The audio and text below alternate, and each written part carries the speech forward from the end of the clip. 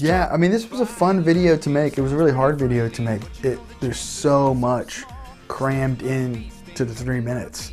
I mean, every single shot in this video is a visual effects shot in some kind of way. We replaced the green screen that was on set with graphics. There's digital fire and smoke and mechs walking around and spaceships and lasers and volcanoes and dinosaurs coming out of the volcano and all kinds of crazy stuff. So I felt like it was jam-packed with stuff, which is what we wanted to do.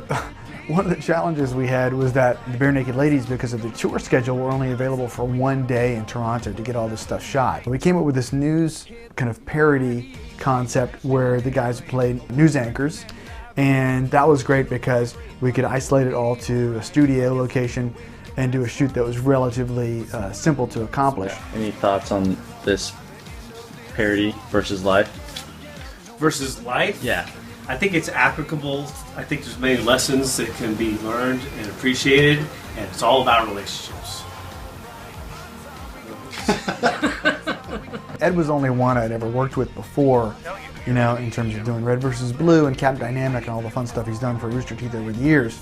And then all the other guys, I was really amazed at what they brought to their roles, because you never know going in when you haven't worked with people before if they're gonna come up with new ideas or if you're gonna wait for you to tell them every single thing to do. But all of the B&L guys were just so creative and fun. And then we had all the other Rooster Teeth and Achievement Hunter cast members from the Gauntlet, you know, got to be in it as well, which is a lot of fun. I really wanted to have a part for every Rooster Teeth person as much as we could. We didn't get everybody in. I was a little disappointed. I thought, you know, maybe the Money Monster could have made it through. The Money Monster is a suit, and someone sewed like fake $100 bills all over the entire thing, like head to toe. It had a mask. It was a last minute kind of thing, you know. I threw it. I was the only person that could fit in it, so unfortunately didn't make it.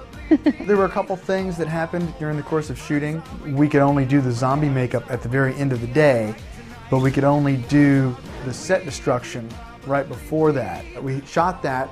Kevin was, you know, looked normal, and then later in post, we had to take his zombie face from another shot and put that on top of the set destruction wide shot that we did earlier. And then there were a bunch of funny times when we were trying to get the fire to work. Tim, who was the guy who ran the studio and was doing our special effects, he would hand Tyler a bat that was supposed to be on fire, and Tyler was supposed to bring up the bat that's on fire and look at it and go, "Woo," and then put it away. And like the first 5 times we did it, as soon as he picks it up, it goes out. One of the things that we worked in that I really liked a lot, to each one of the Barenaked Ladies pantomimes in some kind of way, playing their instruments that they play in the band. Ed just does like air guitar, and Tyler did this drum roll. Jim plays his bass, and then Kevin's was really subtle. You almost miss it, but he plays up the keyboard and then plays down like it's rain. So, you know, it was just fun to get everybody together and do something that integrated Barenaked Ladies and all of their humor and their music and, you know, all the fun stuff that they bring, and then, you know, do some stuff with Rooster Teeth people as well.